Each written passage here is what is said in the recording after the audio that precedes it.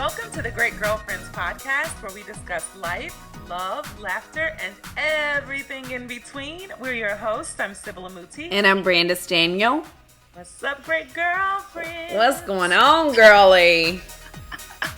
This was a big weekend. It was a lot going on. OMG. Tell us what happened. Okay, so came back from Atlanta last week. Right? Tried to unpack. That didn't happen. Dylan's birthday was on Thursday. So we ended up going to Pennsylvania right after we came back. We got back on Monday night from Atlanta, Pennsylvania on Thursday. Came back from Pennsylvania Thursday night. Then had to go to Baltimore on Friday. Wow. To speak on a panel at the National Urban League Conference. Yay! What panel did he speak on? He spoke on a panel about entrepreneurship. It's called Lemonade. When Life Gives You Lemons. And it was a fantastic panel. Really, really was a great panel. Moderated by Bevy with Miko Branch, Isol Harris, and Tasha Adams Fox. That's amazing. Yeah, it was fun. They did a great job. And then we came back from Baltimore Saturday night. Then we had Tripp's birthday party on Sunday. Tripp turned 1. Oh my God. Yes, where did the time go? I know, he's 1. So his birthday, he and Dylan share a birthday. But his party was on Sunday. And then today, Sam starts football, girl. So I'm an official football mom. I'm so not ready. And now Sam is starting football. Yes. That's He's bananas. Football, girl. He's a Spartan. And he is got cleats. He has to, Kwaku is running him out to a doctor's appointment so he can get a medical clearance to play. Oh my God. He has to have an athletic cup. Oh my God. I'm like, what? This is real. Oh my goodness. So Dylan is like, Mommy, what are we going to wear to cheer him on? Here is the outfit. Of course. So she watches last night. I had them up so late. It's almost embarrassing, but I wanted them to see the gymnastics. It was so amazing. Did you see America? I did not. Okay, so she watches and she sees Simone Giles, I think is how you say her last name, and Gabby Douglas, and she's like, so I want to do that. I want to be a gymnast. And she was like, but I only want to do it so I can wear the outfit. That's funny. Like, that's her whole priority. She wants to wear the sparkly outfit. Tell Dylan I could not take it. Oh my gosh. I could not take her little 5-year-old feisty self. So much. How was your weekend? It was good. I had another baby-free Saturday. Whoop whoop. Nice. Where was Sky? Sky was with her granny. See, you should be texting people so when people see Sky out with another person, they don't be like, "What in the world's going on?" I know. I can't even remember what I did Friday now. I don't know what I did Friday, but I know Saturday we celebrated Alyssa's birthday all weekend, so we did South in the City, and we went to Governor's Island, and that was fun. And then Sunday we had brunch, and I got my friends, Cindy's girls. So they hung out with me all day Sunday. And then we decided to have a sleepover last night. So they slept over. That is so much fun. But let me tell you the most hilarious part. So Sky's bedtime is at 7. And so she's like all off. I don't know what her, she got problems right now. Serious 9-month-old problems. And so last night I go in there and she is yapping. So she's learned how to speak, not speak words, but no, her yapping is more pronounced now. So it's like dad, dad, dad, dad, yeah. And the girls are laying in her bed. Our guest bed is in Sky's room, and she's literally standing over the crib just talking to them. They're trying to watch the movie, and she's having a full-on conversation. She's like, I'm part of this crew. I am not a baby. I'm just like, if you don't get your butt to bed, she would not. We had to bring her in our room. Because she was like, no, I have people in my room. I need to entertain them. She want to host people. Oh, girl. Sky's not a baby. And as soon as you guys realize that, the easier your life will be. I know, she's a little woman. She is. She's a cool child. Oh, I love that. That is so much fun. She is. So they just actually left this morning. So we're doing actually like a auntie week. So Rashida just came and got them, and she's keeping them for the day. I love it. So they're having like a little vacation week. Cindy, you better get your swerve on this week, girl. You hear me cheering you on over here from Paramus? Girl, that is the bomb. She actually owes me. Actually, Cindy, your girl's supposed to come spend at least one night with my kids. Oh, yes. Slumber night. Yes. So, Yeah. Cindy? I'll text her on that. You Yeah. got an extra night in you, girl. I know, and the girls are so great. Like, they're so good. They're such great girls. So, it's That is so fantastic. they had a good time. So, and of course, we went to Target, and they talk. Kids can talk me out of anything. Get I'm the like, little extras here I'm and like, there. what do we want? I gave them a budget. I remember Tiffany the Budgetnista, her episode. I was like, okay, let me get them a budget. That's so good. So they were all in Target scanning stuff. That is How much so does this cost? cute. How much does this cost? You're like, does this hit my budget? I love it. Hilarious. So it was a really good weekend. Well, I know. I looked in the Great Girlfriends group. So if you guys are not a part of the Great Girlfriend group on Facebook, you got to get in there. There's so much fun conversation happening and stimulating. I know. Like, just conversation and accountability and supportiveness and all the stuff we love. It's so awesome.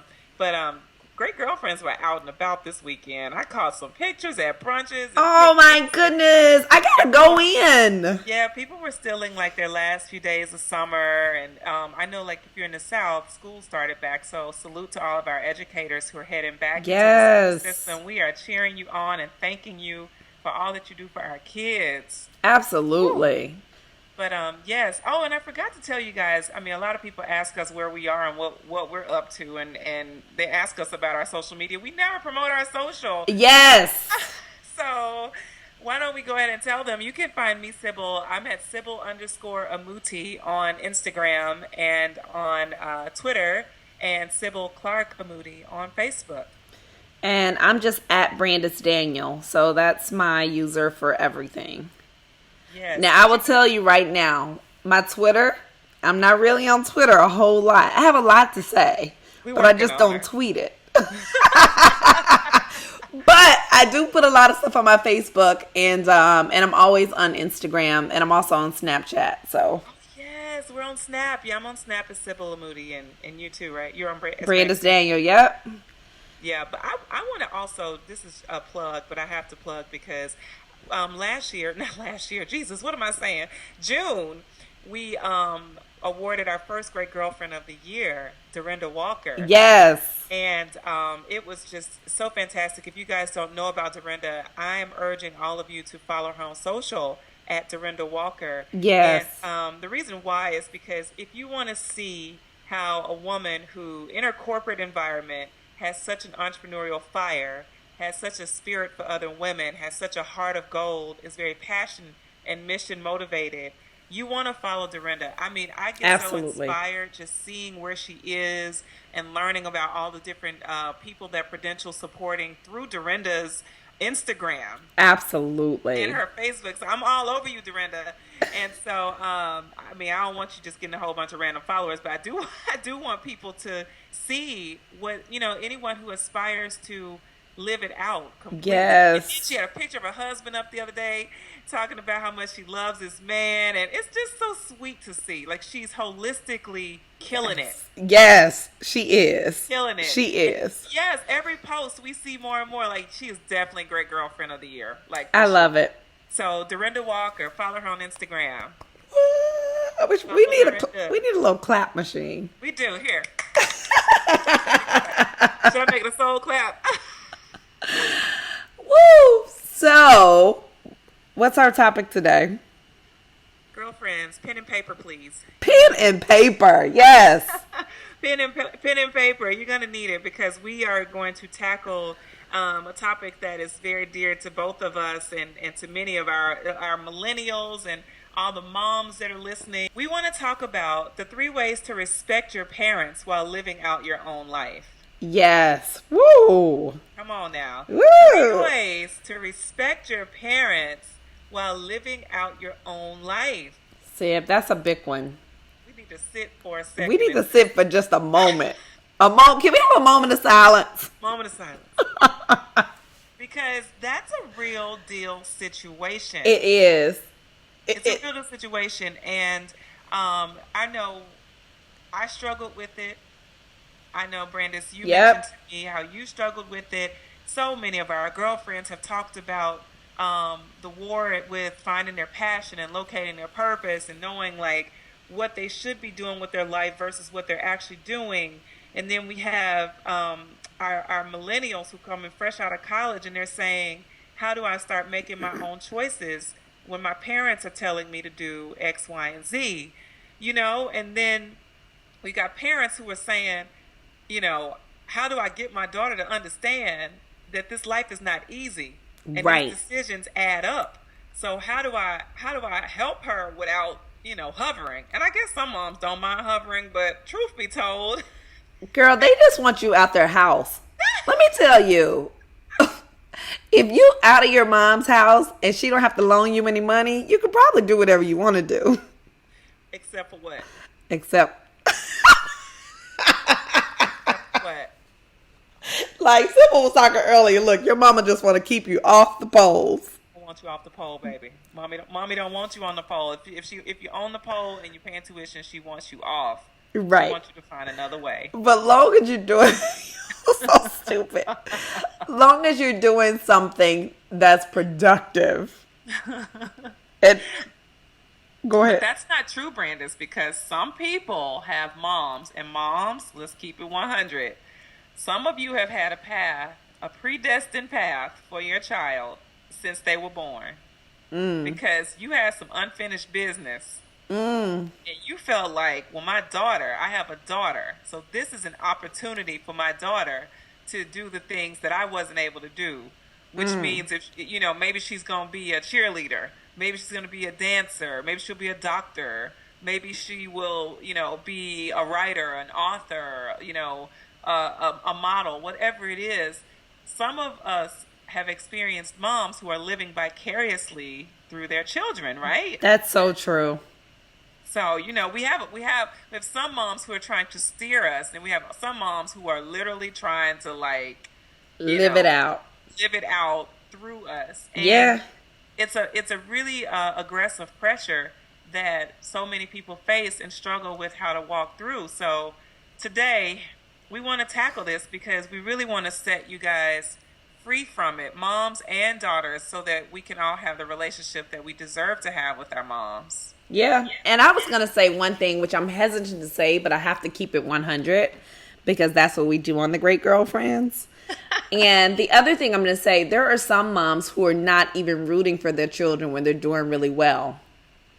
I've seen that because it's kind of, there is, I hate to say the word, but there's jealousy there. Yes, so that's a whole nother can of worms. Yeah. And it's hard to imagine that your mama could be jealous of you. But the reality is, you know, envy can infiltrate any heart and any relationship if it's unchecked. And so a lot of times people will think that their mom, you know, I feel like my mom is hating on me, or I feel like my mom's not supportive. And sometimes she's not. She doesn't have the tools to be supportive, right? Right. And that you are not lying when you talk about that one. That one's probably one of the most painful feelings that you can experience, to think, absolutely, mom is envious of you. But let's dive right in. Mamas, we just want to put this disclaimer out here that we love you. We love you. We do. We really do. For real. So much. We're mamas. Here's the thing. We're mamas. Yes, we're mamas. We know you and we love you. Okay, mamas? So, you know, keep them emails sweet. Okay? 'Cause we don't mean any harm, and we're not trying to damage the relationship you have with your daughter. We're trying to strengthen it and make it what it could and would and should be if it's done the right way. So mamas, we love you, okay? All right. They heard us. Oh, they heard us. They heard us. Woo! They said, all right, Sybil. All right. So, I mean, let's get into why this is a problem, Brandis. Yep, absolutely. So, so you want to do from the mom's perspective, or you want to start from the daughter's? So, Brandis is going to play mom. I'm going to play mom. And I'm going to play daughter today. Yep. And you guys are going to get a chance to hear from mom's perspective why this is a problem, and from a daughter's perspective, why it's a problem. So I think from a mom's perspective, now being a mom, I think one of the biggest thing is a lot of the intention coming from a mother is protection. You know, there is nothing most moms won't do to protect their children. Like, on this date, as we're recording, if something happens where I needed to take a bullet or give one for Sky, guess what? That's what I'm doing. And I never thought I had that capacity, like, in me where I would go, like, there's no lengths that I wouldn't go through for her. Yeah. And so as a mom, moms are just constantly trying to protect you. So when you come out and you say, hey, you know, I really want to be an artist. I really want to pursue a career in music. You know, I really want to do something that seems like this is putting my child in harm's way, because it's a whole lot of competition there. I don't know if she can make it. There's nothing I can do as a mother to help her make it, because I don't have the relationships or the tools to even help her. I don't even know what guidance to give her if this is what she want to do. So a lot of times the first instinct is for me to say as a mom, no, I really think you should get a degree in this, or I really think you should do that, because I'm just trying to protect you. Right. It's not coming from a place of hate or a place of, you know, me not wanting you to be your best. It's just a pure place of protection. Well, Mom, I hear your heart. But I'm going to tell you, from my perspective as a daughter, I feel like you don't trust me. It's a problem for me because I feel like you treat me like I'm 5, and you raised me and you've given me all the tools I need, you know, to go through college and do what I had to do. But when it comes to me making decisions, you don't trust me. And it makes me feel like I'll never have your trust. And it makes me feel like you don't believe, like you think I don't believe, like you don't believe that I know myself well enough to know that this might be a path I want to take. So it makes it hard for me to want to come to you with things because I feel like you don't trust me. You only trust the things that you've instilled that seem right to you. But when it comes time to listening to things that I think are right, you don't agree. And it just makes me feel like you discredit me. Well, you don't always see things through. Well, Mom. No, for real. A lot of moms are looking at, like, my mother could have looked at my life and she could have said, Brandis, there have been so many places where you didn't see things all the way through. And I would have had to eat that. Like, okay, but I wasn't as mature as I was. So there was a few reasons why. But she definitely could have come to me. She never said that, but she might have thought it. But Mom, if you say that to me, you're saying it retrospectively because you were in your 20s before and you couldn't see things all the way through. That's so true. You're saying it definitely from a global perspective, and you already have more wisdom that you have gained. But how will I get my wisdom if I don't have the chance, the space, and the freedom to go and learn by learning myself more? If I'm only learning myself through your lens, I'll never know me. So how much is this going to cost me, you learning yourself? See, Mama? Is this... Dreams cost, Mama. They cost. Like how much of my hard-earned money am I going to have to put aside for you to learn about yourself? You know what, though, Mama? It probably would have cost less if you hadn't sent me to college and let me go to dance school. Ooh. You know what I'm saying? You wanted me to have that degree, and I wanted to go and be a choreographer, and that was much cheaper. So I don't know how much it's going to cost, but I know that I need to be able to feel like I'm living out my own purpose and feel like I'm connecting with myself as a human and feel like you are supporting me as I grow instead of feeling like you're always trying to control me.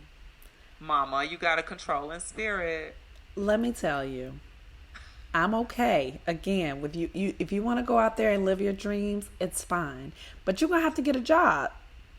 And you have to do this on the side. Because again, I have paid for 4 years of college. I'm done. And where are you gonna live while you're learning yourself and figuring yourself out? I'm gonna figure it out. Wait, are you living somewhere else, or are you trying to live in my house and figure it out? I mean, if I had come home from college with my degree and I'm looking for a job and I haven't found my job yet, would your sofa be okay for me? That sofa's been cleaned, honey. We ain't got no sofas around here.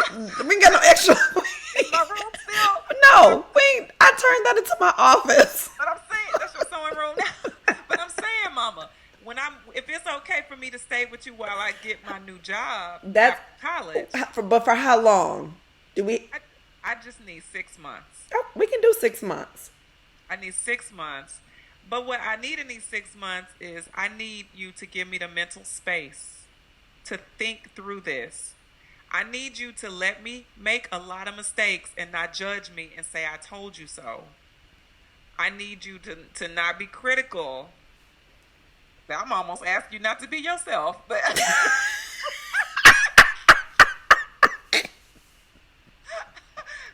I'm asking you to transform, Mama. Oh, Lord. A cheerleader or don't say much at all. Give me some space. That can happen. For 6 months? For 6 months. We can do that. And so after the 6 months, you're definitely out of here. After the 6 months, I hope to be on my way out. Nope. After I need my net. 6 months is it. Make it happen. 6 months. 6 months, and I'm gonna be out. But Sybil, do you think it takes 6 months, like coming out of our roles, or do you think it takes, like, how long do you think that transition takes? That's a big question. It depends on the person. So, I mean, I don't know how much time it takes. I'm thinking a year. How long did it take you? To what? To totally be independent on your own. Oh, it didn't take me very long. No, like a month or two. That's amazing. Yeah, but I mean, when I say my independence vein is like a really, really strong vein, it was like an aspiration. Coming out of high school, I was like, a couple things I knew. I was like, I don't ever want to revisit, like, coming back home to live in my parents' house again. I don't want to be that, and I want to make sure I'm not leaning on them. Now, I had some moments where I hit bottom. Right. You're spending like crazy because you got money you never had before. And I definitely had a few lifeline moments. I had loans with my parents because my mama don't play that. So I had all kind of loans in my independent days, and that I had to repay. But I always repaid them, and I made sure that I kept myself in a space where I could try to mentally explore. But I will say this is very important. 35 years of my life, I was living out my parents' plan for my life, and I didn't even know it until that 35th year. I was like, wow, I am so subconsciously trained to be my parents' daughter that I didn't even realize, like, I had been just on this I'm programmed. I was wired to go and pursue things a certain way, do it a certain way, make certain goals, etc. I didn't even know how to veer from it. So it took me 35 years, and I don't want anyone else. I mean, I don't care how long it takes you, as long as you get the epiphany. But I realized, I think I told you after I had that realization, for 35 years, I've been living out my parents' story for my life and not my own story. And I had to at least go back and assess, like, what are my favorite colors? Like, what are my dreams? What are my passions? I never really considered them because I wasn't wired to consider those things. I was wired to go produce. So I had to take a step back, get very, very deep inside of myself and learn me again.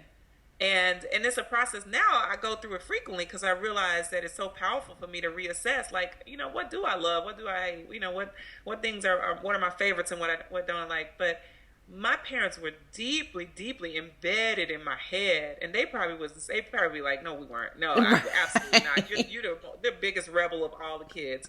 But it's not the truth. Right.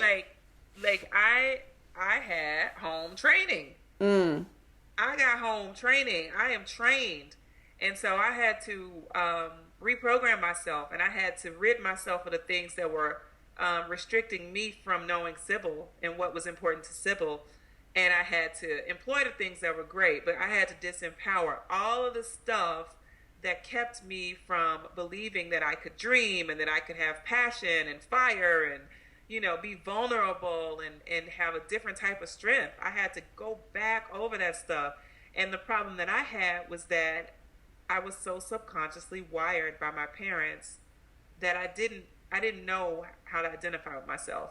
My parents hadn't really taught me that. Mm-hmm. So now in my programming of my daughter, and my son, excuse me, both of our kids, but I work really, really aggressively to know them, and I want to stay in tune with them for who they are instead of who I want them to be, because Dylan's feminine bones are just strong. I mean, this is just princess dresses, bikinis, flowers, you know, sequin, anything dazzling. And I was not that girl. So she's taught me something new. But if I just programmed her, I would dismiss that princess on the inside of her. I'd kill her. Right. You know what I mean? Because I'd be like, no, baby, you can't go through life feeling so feminine and butterfly-y and, you know, airy. You can't be that. You need to be a muscle, a strong girl. You know, so I've had to learn through the things I learned from my own parents, you know, from being parented, the type of parent that I'm going to need to be for my kids. And I'm going to have to keep reprogramming myself because they're going to continue to evolve, and I still want to be available to them. Right. You know? I want to be available. Because that's exactly what happens. It's kind of like, I feel like around that 13, 14, 15-year-old age, you start to change, but your parents don't want to change with you. Like, I feel like my mom really kind of had a really great handle on me until like 6th grade. And when I got in junior high school, I went a little crazy for like 3 years. You couldn't tell me nothing. I mean, nothing. Nobody could. Yeah. Except there was one teacher who actually could tell me something. And if it had to do with cheerleading, I was all over it. But that was it. And I feel like there became kind of this that's when kind of the disconnection started, you know, and it started kind of being like, that skirt's too short and da-da-da-da. And when you keep hearing that stuff, like, this skirt too short, you shouldn't be talking to this boy, da-da-da, and everything is about what I shouldn't be doing, instead of trying to figure out, like, how can I join, or how can I really understand what's happening in your life? All right, This is important to you. Cool. So let me figure out, like, how do I get involved with that? Yeah. And basically kind of what you said, but I feel like then, so junior high school was that. High school, I felt like the relationship got a little bit better. College, we were like on different sides of the earth. And and then out of college, still the same thing. It literally wasn't until I was 28 that my relationship with my mother in particular really started to mend itself and got to a place where our relationship really became very close. And so that was through just really a lot of intention. It didn't just happen, for sure. Yeah. I love that, because you said that intention part, and that's the key part of the whole scenario. If we want to rid ourselves of the problems where, you know, it's, Mom, you're too controlling. Mom, you don't trust me. Mom, you don't respect me. Mom, you don't listen to me. Mom, you don't regard my feelings. Mom, you know, you won't give me the room to fly. Mom, I feel like, you know, you're so afraid. Like, you're overprotective. And Mom saying on the other side, daughter, you don't think straight. Right. Daughter, you're so careless. You're so reckless. Daughter, you can't see the world the way I see it. Daughter, you know, it's hard out here. Right. And things have changed, and it's not the way you think it is. And daughter, I've already been through this, and I don't want you to go through what I've been through. And I see so-and-so's daughter who's done it this way and it's worked out. I've seen so-and-so's daughter or son who's done it that way And that didn't work out. And I'm trying to protect you. Right. Yeah, I gotta protect you. I don't want you to end up poor. I don't want you to end up, a single mom like I am, or I don't want you to have your heart broken. But don't we learn ourselves, and don't we grow when we get heartbroken and when we go through, a bottom? Everyone has a bottom, and every daughter will have a bottom, and every mom has had a bottom, and it'll have a different bottom. But don't we learn who we are when we are able to see ourselves in those spaces? That's so true. But as a mom, girl. Because, it's hard for mama. Mama wants to keep you from ever feeling that pain. Ever. Yeah. But mama, I wouldn't know myself as a woman if I hadn't gone through depression. Mama, I wouldn't know myself as a woman if I had, been down to $2 or couldn't find a place to stay or didn't have a job for 6 months or felt rejection. I wouldn't know myself. It's true. So, something else I was thinking? I wouldn't even know God in the way that I know him. Because I can't know God through your relationship. I have to know him through my relationship. See, you preaching now. And a lot of my encounters with God has been when I've been at my lowest. Come on. Because I look at this. All of my life, I was raised in church. And I gave my life to Christ when I was about, I want to say 8 years old. No, let me see, 85. I was like 7 years old when I personally gave my life to Christ. But those years, up until I went to college, I had a religious relationship with Christ. It was everything that I was taught. It was everything that I was raised to believe. I didn't get to know who God was. I didn't build relationship. Personal, okay, I know you my dude relationship, until I was out there making my own decisions and there was no one to call and there was no one I felt I could trust and I didn't have anywhere to turn and God was there. You are absolutely 100% correct. And our parents want us to know God the way they know him. You know what I mean? But we will when we get the freedom to make the mistakes and the decisions, highs and lows, that will help us to see God. Yeah. In different ways that he's God, Yes. Yeah, so. Yeah. Mama. And even they can get a revelation, girl, through, because, I've taken my mama through some stuff. Woo! Yes. And Brandon, sometimes mamas kind of act like God on earth.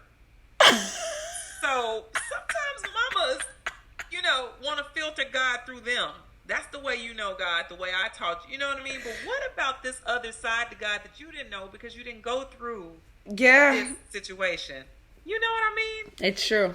Mamas. So I don't want to harp on mamas because because you are a mama. You're talking about your. I am a mama, and one day I'm gonna have to listen back over this word. Right. I'm gonna be like, or you gonna tell me? I can see it right now. Brandis, go listen to episode number. You need to go back and listen because you're having a conversation and we need to adjust. Right. But anyway, so now we know why it's a problem. You've heard us role play. You've heard me as daughter. You've heard Brandis' mom. And I'm sure you identified on either side of the coin as to how you've played that part or how it has connected or how it's changed the course of your life ultimately.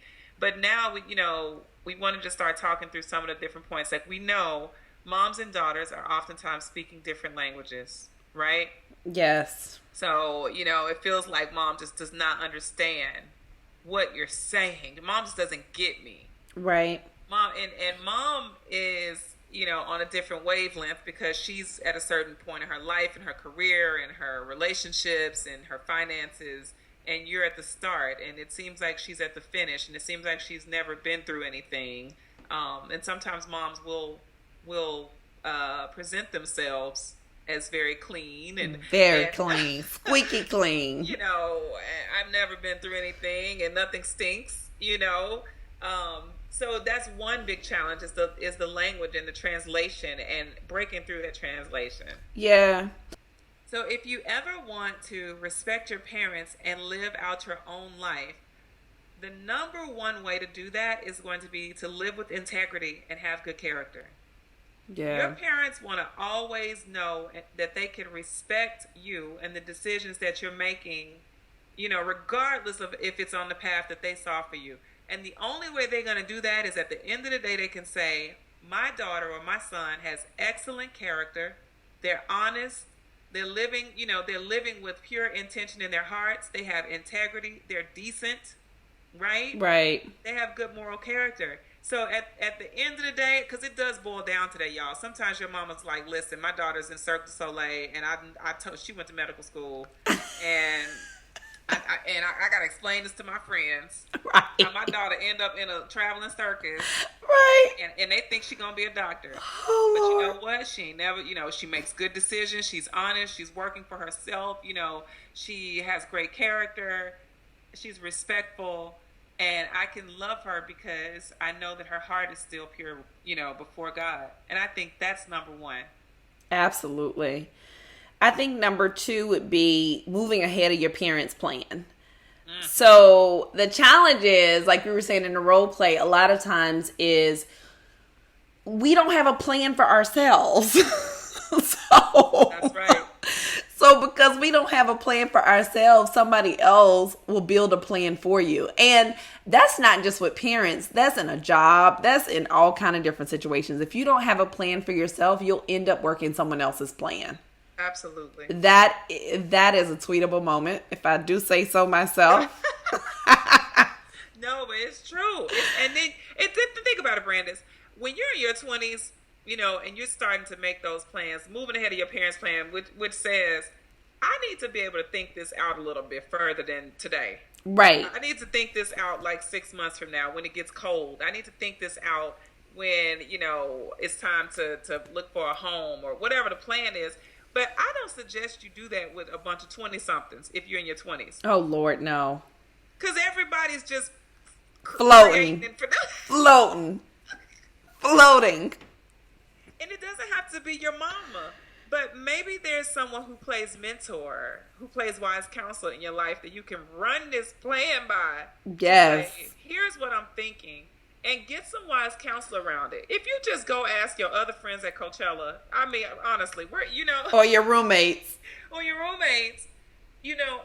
don't know that you're gonna get yourself the leverage that you need to get ahead. And when we say get ahead of your parents, it's kind of thinking of things that your parents may be thinking and saying, you know what, all things considered, this is what I'm planning to do. Yeah. And it's even the same thing with, a 35-year-old. Yeah. Because a lot of times, instead of us planning ahead, we're running all our plans through our parents. Yeah. Yeah. And truth be told, 35, isn't it hard to tell your mama what you're about to do when she's always your babysitter? Ooh. When you always calling her to watch your kids, but yes. You want her to listen to your plan. Right. But she thinking, am I a part of this plan? Right. How do you plan me out of being the babysitter so I can go on a cruise with my friends? Right. That's so true. And she get her weekends back. She like, this plan is great that you're going to go back to school, but who keeping Johnny and Sabrina? Grandbabies. These are your kids. So you get ahead of your parents' plan. So just know that when you come to her, try to factor her out as an option. You know what I mean? Get ahead of your parents. And that's saying, Mama, I know you have a life too. Dad, I know you have a life too. And I know that you guys want to claim your time as your own. And I've considered that. Having said that, and your finances. Yes. And my old bedroom from high school. And the garage where I'm storing stuff. Come on, y'all. We got to get free from all this. Right. We have to get free from all this. Absolutely. And number 3. Number 3. This one is the big one. It is. This one. Write this down. You have got to position your parents in your life. If you want to be able to have a relationship with your parents and live your own life, you have to position them, which says, if I need to position my mom as friend so that I can get some really good, advice from her or some, her opinion on something, I have to cultivate that. And I have to cultivate that by tossing things at her. I have to be able to toss it at her. Mom, don't expect her to toss it back. Mom, I had an abortion. Mom, I attempted suicide. Mom, I lost my job and I'm about to get evicted. Mom, I dropped out of school. Or Mom, I'm thinking of dropping out. Mom, I'm feeling very low. Mom, I have a decision I have to make with this guy I'm dating. Mom, I'm scared. Yes. It's so true. Give your mom and dad an opportunity to play that relation. And don't get me wrong, they might not get it right the first time, second time, third time. Right. But you keep practicing and cultivating, and it teaches them that they are needed in a different way, and they step up to it. It's so true. It may not happen overnight. Man, I'll be. If it happens overnight, text me and tell me verbatim what you said, because I want to know. Your mama's a rock star. And some moms and daughters and parents, and children and kids already have this relationship, but some of us are still cultivating it. Yeah, absolutely. It's just a matter of us positioning our parents and saying, this is who I am right now. And being able to stand beside who you are with honor and saying, you know what, Mom, I thought about this. I really, know that this is a passion that I want to pursue. Or, Mom, this is the city I want to live in. Yes. Or, Mom, this is the guy that I want to marry. Mom, this is the job I want to take. Mom, this is the roommate that I'm going to have. And standing beside it, and then giving your parents the position that you need them to play. And sometimes, Sybil, it can be as simple as, let's go to the movies. Yes. Let's just spend time together. Yeah. Because for me, I never thought of my mom in that way. It was always, your mom, you're at home. I'm going to go out with my friends, and I'm going to go out, maybe with my sisters. But I never considered, well, let's just go shopping together. Mm-hmm. Or let's just go to the movies together, or let's go have something to eat. We just never had that, so I never considered it. No, yeah, I know what you mean. So it's like, sometimes you don't have to lay all that big stuff out before her. I would suggest not doing that first. But first it can be just simple. First it can be, I love you. Oh, yeah. If you're not there, you definitely want to be there. Girl, yes. I wasn't there. You want to be there. You weren't there. I wasn't there. Okay. I wasn't there. That's just not something that we said in my home, really. Okay. And so I wasn't there. And so we had to, that was something I had to make not a conscious decision, and also through Liz, had to just say, let me just start there. Let me start with breaking the ice by just telling her how I feel about her. Yeah. And then, we can take it from there. And it's still a developing relationship, but we are, light years ahead of where we were. It's taken work, and it's taken years. Yeah. It has. That's awesome. So it can happen. It can happen. It can happen. But I love the aspect of positioning your parents. And some people don't want their parents to play that role. Some people just want their parents to be an advisor. So positioning them as an advisor. Yeah. Being able to say, let me ask you a question. Yeah. The point is being vulnerable, to, creating a sense of vulnerability that will allow you access to them in a different way. Yes. Whatever that is. It's like being able to be the one to do it.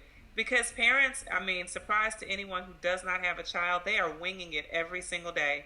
Every day. Every day. Every day. I thought my parents had that thing mapped out. Every day. 0 to 18. I was like, oh, they have a plan. They've planned this whole thing because it seems so seamless and flawless in the way they did certain things. But when I had my own kids, I realized, they don't even know what you're eating for dinner some days. Right. This whole thing this is not like, this thing is like, they are winging it. And it's just, they make it look effortless in some ways, but truth be told, so your parents are winging it and learning every day too. Yeah. It's just that they've acquired so much wisdom in areas that you haven't over time, and they exercise that in the way they do things. So it appears that they have it all together. It's so true. They do such a good job of making us think that, though. They do. They don't have it all together, and they're looking for they want you to know that they're protecting you and they're keeping you and they're loving you, and they don't have it all together, but they don't want you to feel compromised or afraid that they're not available, excuse me, because they don't. Meaning, just because I don't know everything doesn't mean I can't protect you from everything. Right. I still need to be this superwoman to you. That's so true. You know what I'm saying? So it's important for us to give them a break. Yes. Give our moms and dads a break from that, knowing that they're trying their best and they are working very hard at protecting and keeping you, but you got to position them in the way that you need them. Absolutely. I love it. Awesome. Thank you, girlfriends. We love you. Thank you. We love you guys so much. Kwaku, love you, boy. And I love you, Rich. Yes, Kwaku's birthday is coming up. It is coming up. Yeah, I gotta find somewhere strange to go. Ow.